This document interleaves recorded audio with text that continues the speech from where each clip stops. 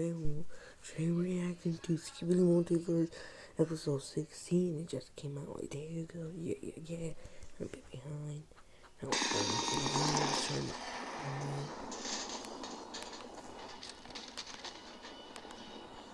video. Oh, he's dead. What is that? Skibidi. Okay, they're all running.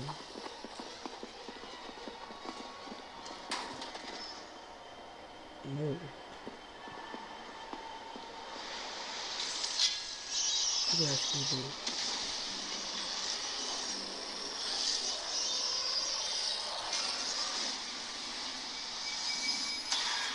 Oh, I know what this Skibidi. I know what type of Skibidi is. Oh, it's real woman? Nah, it's real woman. Real woman's here. And she's strong. That's crazy.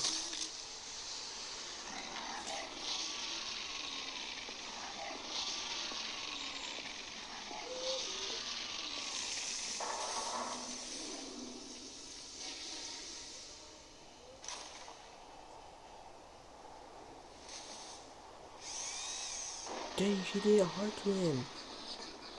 And that's Skibidi. Dang, that's a good weapon. Damn.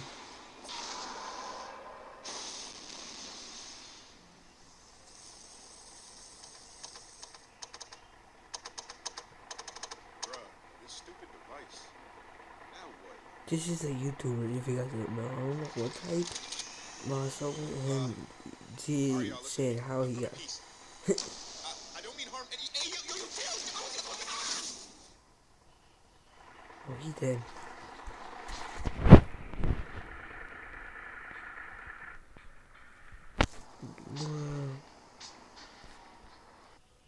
What? I hope this is Easter. Hello everybody, and today I'm going to show you all the secrets of the long-awaited 16th episode of Skibidi Toilet Multiverse. This is like We a will lead finally cameraman. see the long-awaited character I've been talking about for several videos straight already. What? What kind of abilities does Drill Woman actually have? Who does this scary Skibidi toilet resemble? And how did Cozy manage to get into this universe? Today I will answer all these questions for you guys. And we have found and analyzed all the hidden details and Easter eggs you could have missed while watching these episodes. Now make some tea, grab your snacks, and be sure to watch this video to the end, because it will be really interesting. Let's go. First of all, let's get a clearer understanding of the map where the events of this episode take place. Dom's studio didn't specify what kind of map it was in the description, but I'd like to state that we have definitely been shown the same city as it was in the first episode. You can tell by it by the looks of this building, inside of which multiple bags to get covered can be seen. The only weird thing is, that POV is coming out of the house that is actually supposed to be here. It wasn't here before though, so there are two possibilities. Either this is happening before the events of the first episode, or the Skibidi were able to construct a house within that time period. So what do you think? On that note, we're moving on to the next scene. In the first set of frames, we can see POV cameraman running away from something at night. And after he tried to take cover with some garbage, another agent falls from around the corner and something very scary and dangerous rides out after him. You just look at this monster. To be completely honest, he kind of reminds me of a Harry Potter's Voldemort and a clown named Art from the movie Terrifier combined together. And it looks like another robot Skibidi. You can tell it by his glowing eyes. While analyzing the leak for this episode, I assumed that this toilet would most likely turn out to be a robot, and so he did. After the monster has dealt with the first agent, it turns to POV with the apparent intention of slicing him up. But the cameraman turns around and runs out to the public square where a few more Alliance soldiers can be found. I don't understand what they were waiting for and why they haven't run away at this point, especially this one guy here. It seems to me like he's been there waiting for someone for ages to come after him. Based on the fact that this agent isn't even trying to shoot the monster, and another soldier with a huge rifle which is lying next to him is already dead, I can assume that the Alliance's weapons aren't really hurting him much the way they hurt the strong mutant from episode 15. POV runs into the building's archway with the inscription Nightmare on it. which may seem as a perfect representation of the current events we're observing right now. Okay. Skibidi throws the camera right at Damn. POV's head, causing him to fall to the ground. As he turns around, we see that the Skibidi monster has already dealt with everyone bothering him. Luckily, another squad shows up, but all its members face the same fate. They were simply dismantled for parts with a horrifying sound accompanying the scene. Damn.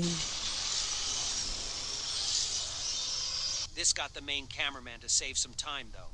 Having finished the slicing up of the agents, the scary toilet leaps right at POV so we can get a better look at it. But Damn. thankfully, this is being interrupted by a nail shot to the Skibidi's head, which then turns red and explodes just a moment later. The shot was made by Drill Woman, and oh my god, look at that hottie girl. I Damn. think she's simply majestic. Dom Studio did a great job on her design, so I have no words.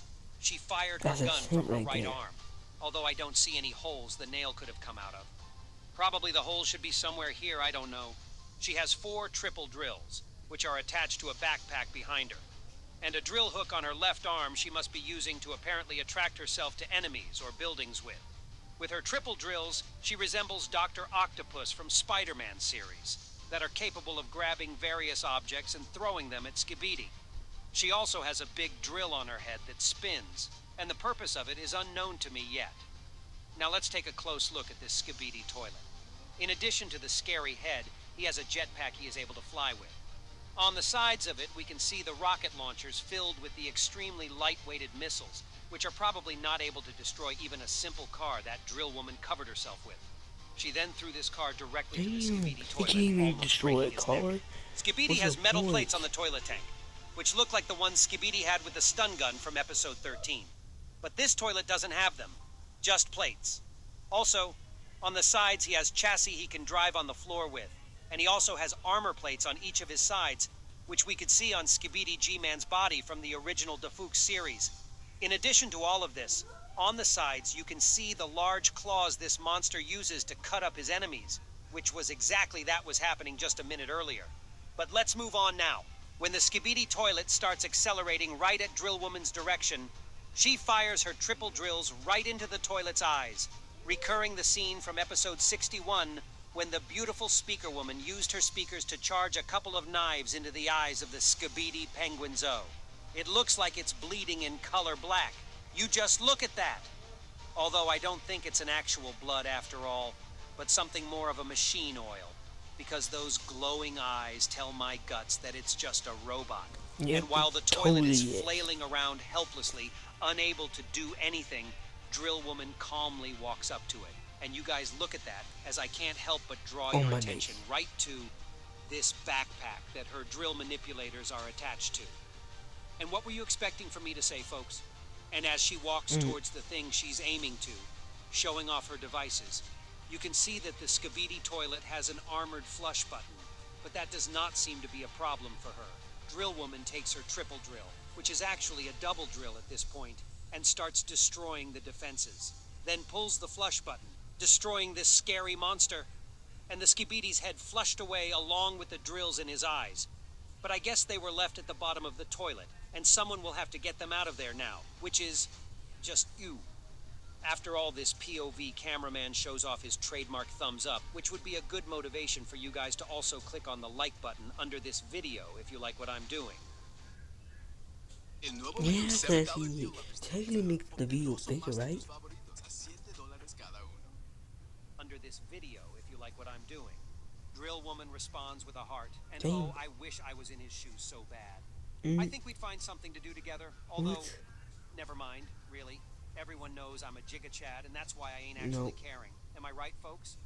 And when this hottie girl displays her heart thing, her head drill starts spinning.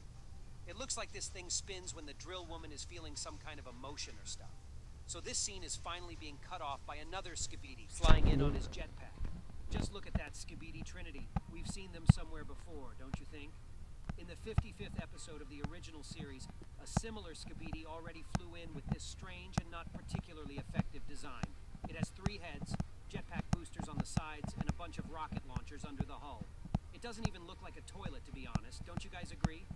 There's an armored shield behind the head of the guy in the center, which purpose is apparently to protect the back of these guys' heads, although I don't think that's going to help them much. finally, the long-awaited Alliance reinforcements arrive, and the first shot from the huge plasma cannon is fired. The shell hits the center guy's head, so he gets stunned and his eyes turn red. It is likely that it is the head in the middle that is responsible for releasing these missiles, because I don't see any other reason for them not destroying this machine. But in any case, the agents shoot the side skibidi, and they immediately shut down, unlike this one. But he can't take the second shot and goes straight to the skibidi hell with a huge explosion. As the trio gets finished, we see a portal opening up, which looks a lot like the portal from Doctor Strange the movie, so I think that's another reference. And right out of that door comes a skibidi mutant, but it looks like it's no ordinary mutant. He's got a huge black toilet, some kind of pink hat, and unusually long arms in which he's holding something while pressing a button and mumbling some stuff. And he's the first character in the entire skibidi universe that can speak normal words. We don't count TV men, though, because they say words backwards, and they're not really talkative, to be honest. And when the mutant turns to us, we see that it's Cozy. Even he showed up in this universe, and I'm insanely happy about it. It looks like he got here by accident, and you can tell he's not evil like the rest of the skibidi. I have a hunch that he's from another universe where skibidi aren't bad at all, or where not all people who have been turned into toilets want to destroy everything around them. So maybe in the future we'll see more good skibidi. I mean, that would be really cool. And thanks for watching my announcement. Bye, guys. Leave a subscribe, of course, and a like, and have fun. And see you in the next video. And leave a like and subscribe. I forgot about it. And leave a like.